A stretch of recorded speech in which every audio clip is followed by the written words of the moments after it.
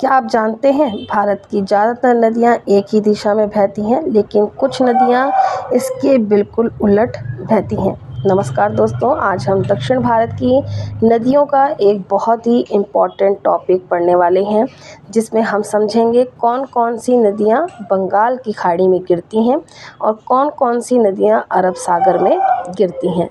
और सबसे इम्पॉर्टेंट बात, इन दोनों के बीच का अंतर जो एग्ज़ाम में बार बार पूछा जाता है। तो चलिए बिना समय वेस्ट किए शुरू करते हैं।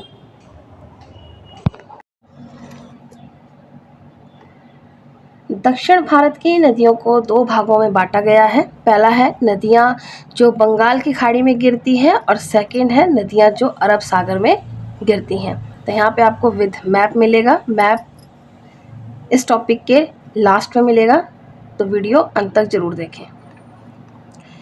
दक्षिण भारत की बंगाल की खाड़ी में गिरने वाली नदियाँ, पहली है हुगली नदी, पश्चिम बंगाल में गंगा नदी से टूटती है। कलकत्ता इसी के तट पर बसा हुआ है।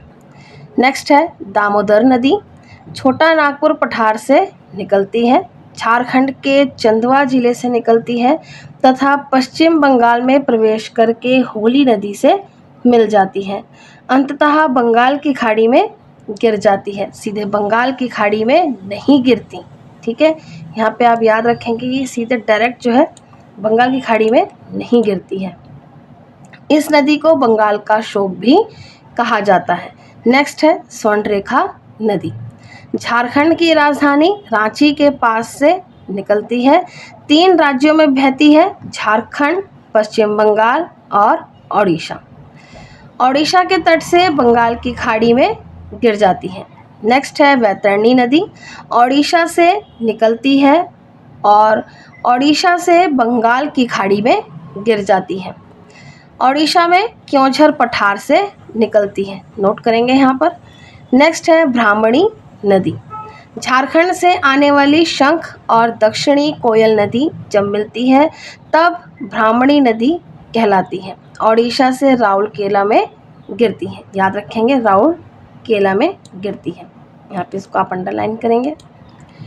शंख नदी झारखंड में गुमला से निकलती है, दक्षिणी कोयल झारखंड में रांची के पास से निकलती है, तो यहाँ पे आप इसको पूरा अंडरलाइन करेंगे। आखिर में वैतरणी नदी के पास ही बंगाल की घाटी में गिर जाती है। नेक्स्ट है महानदी, ये बहुत इंपॉर्टेंट है, यहाँ से प्रश्न आए हैं, पहले भी आए हैं अगर आपने PYQ देखे होंगे। छत्तीसगढ़ के सिहावा जिले से निकलती है, ओडिशा में प्रवेश करती है, एक डेल्टा का निर्माण करती है और बंगाल की खाड़ी में गिर जाती है। कटक शहर के पास डेल्टा बनाती है। हीराकुंड बांध इसी नदी के ऊपर बना है, भारत का सबसे लंबा बांध, यहाँ पे याद रखेंगे आप, डेल्टा बनाती है और हीराकुंड बांध भी इसी नदी के ऊपर बना है, जो भारत का सबसे लंबा बांध है। इसकी सहायक नदियां हैं शिवनाथ, हंसदेव, मंड और जोंक। नेक्स्ट है गोदावरी नदी, महाराष्ट्र के नासिक जिले के त्र्यंबकेश्वर के निकट से निकलती है, दक्षिण भारत की सबसे लंबी नदी है। महाराष्ट्र से तेलंगाना से छत्तीसगढ़ से अंततः आंध्र प्रदेश में प्रवेश करती है। राजमुद्री के पास डेल्टा बनाती है, तो याद रखेंगे कि गोदावरी भी डेल्टा बनाती है। इसे दक्षिण की गंगा कहा जाता है। गोदावरी की सहायक नदियां कौन कौन सी हैं? पूर्णा, प्राणहिता जिसे प्रणहिता भी कहा जाता है, पेनगंगा, वर्धा, वेनगंगा, इंद्रावती, मंजिरा, पखरा आदि। ठीक है, याद रखेंगे यहाँ पर जो इसकी सहायक नदियां हैं। नेक्स्ट है आपका कृष्णा नदी, महाराष्ट्र में महाबलेश्वर के निकट पश्चिमी घाट से निकलती हैं, प्रायद्वीपीय भारत की दूसरी सबसे लंबी नदी है। महाराष्ट्र से, कर्नाटक से, तेलंगाना से अंततः आंध्र प्रदेश में जो है प्रवेश करती है।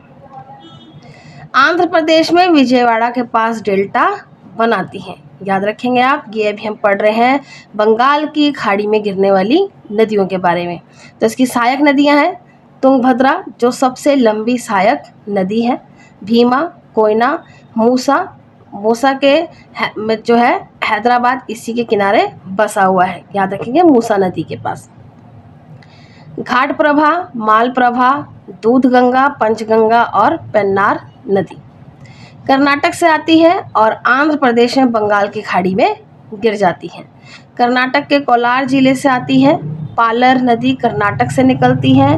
कर्नाटक से आंध्र प्रदेश से अंततः तमिलनाडु में प्रवेश करती है। नेक्स्ट है यहाँ पर अब आपके लिए कावेरी नदी। ये नदियाँ आपको याद रखनी है। कर्नाटक के कुर्ग जिले में ब्रह्मगिरी यानी कि पुष्पगिरी पहाड़ियों से निकलती है। ब्रह्मगिरी को पुष्पगिरी भी कहा जाता है, इसको आप याद रखेंगे। ये नदी कावेरी पट्टनम के पास बंगाल की खाड़ी में मिल जाती है। कावेरी नदी की सहायक नदियाँ कौन सी हैं? सिमसा, हेमवती, अमरावती, काबिनी, भवानी, लक्ष्मण तीर्थ और लोक पावनी।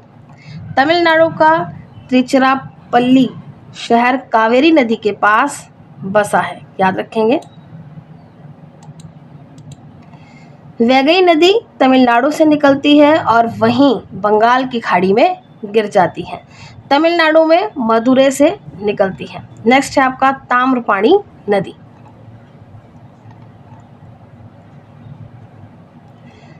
तमिलनाडु से निकलती है, तमिलनाडु में ही मन्नार की खाड़ी में गिर जाती है। तो यहाँ पे हमने बंगाल की खाड़ी में गिरने वाली नदियों के बारे में पूरा अच्छे से जाना है। अब आप यहाँ पर मैप देखिएगा। मैप चाहें तो आप स्क्रीनशॉट भी ले सकते हैं, क्योंकि मैप की प्रैक्टिस बहुत ज़रूरी है इसमें, और आपको मैप बनाना ही बनाना है। अगर मेंस में भी इससे रिलेटेड क्वेश्चन आता है तो आप मैप ज़रूर बना के दिखाइएगा। आप चाहें तो स्क्रीनशॉट भी ले सकते हैं। अब आगे बढ़ते हैं, हम अरब सागर में गिरने वाली नदियों के बारे में जानेंगे, दक्षिण भारत की।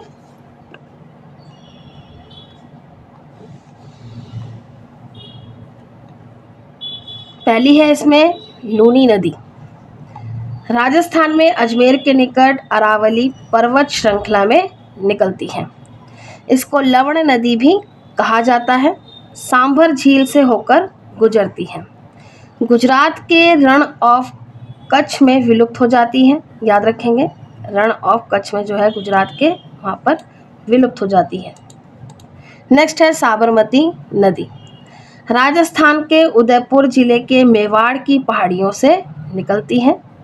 गुजरात का अहमदाबाद व गांधीनगर शहर साबरमती नदी के किनारे ही बसे हुए हैं। आगे चलकर अरब सागर में खंबात की खाड़ी में गिर जाती है, याद रखेंगे, खंबात की खाड़ी में। नेक्स्ट है माही नदी। मध्य प्रदेश में विंध्याचल पर्वत श्रेणी से आती है। 3 राज्यों में बहती, मध्य प्रदेश से राजस्थान से अंततः गुजरात में प्रवेश करती है, याद रखेंगे। भारत की ऐसी नदी जो कि कर्क रेखा को 2 बार काटती है, ये इंपॉर्टेंट है यहाँ पर पॉइंट। नेक्स्ट है नर्मदा नदी। प्रायद्वीपीय भारत की सबसे लंबी नदी जो अरब सागर में गिरती है। प्रायद्वीपीय भारत में लंबाई के मामले में तीसरे स्थान पर आती है नर्मदा नदी। मध्य प्रदेश में अमरकंटक चोटी से निकलती है। अमरकंटक से 2 नदियाँ नर्मदा एवं सोन निकलती हैं, याद रखेंगे, यहाँ पर अंडरलाइन करेंगे आप।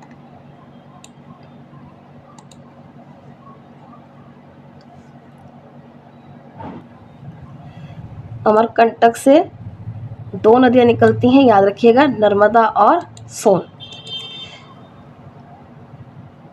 नर्मदा एवं सोन नदियाँ ऐसी नदियाँ हैं जो कि एक ही स्थान से निकलने वाली 2 नदियाँ जो विपरीत दिशा में बहती हैं।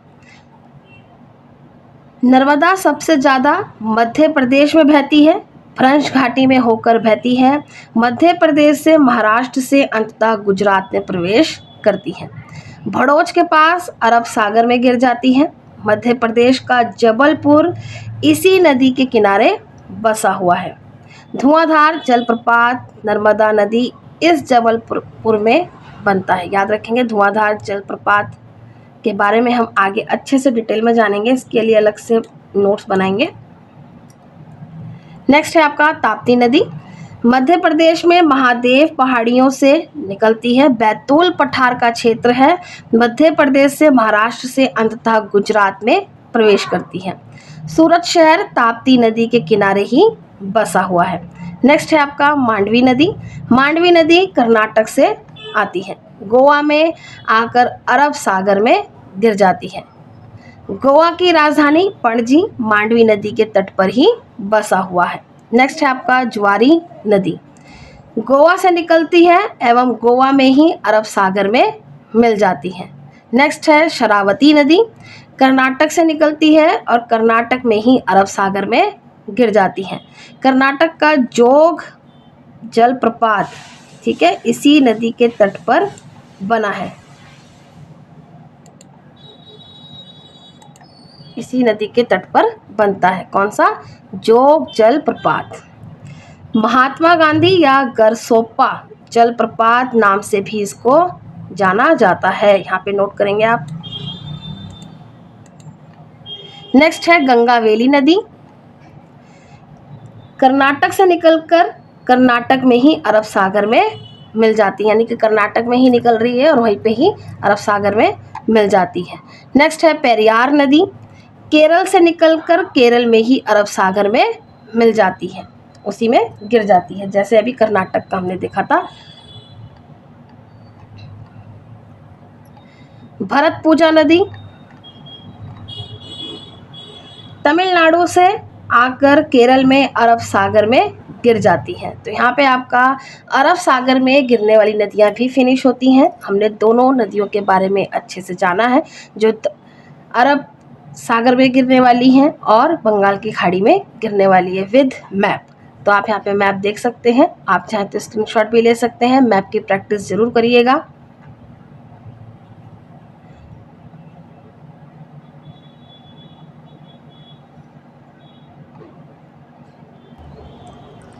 तो दोस्तों आज हमने एक बहुत ही इम्पॉर्टेंट कॉन्सेप्ट क्लियर कर लिया है, ईस्ट फ्लोइंग रिवर्स और वेस्ट फ्लोइंग रिवर्स। अगर आपने ये कॉन्सेप्ट अच्छे से समझ लिया तो ज्योग्राफी का ये हिस्सा आपके लिए बहुत आसान हो जाएगा। अब आप खुद बताइए, नर्मदा नदी किस सागर में गिरती है? अपना आंसर कमेंट में ज़रूर लिखें और अगर यह वीडियो हेल्पफुल लगी हो तो इसे ज़रूर शेयर करें। मिलते हैं अगली वीडियो में एक नए टॉपिक के साथ। धन्यवाद।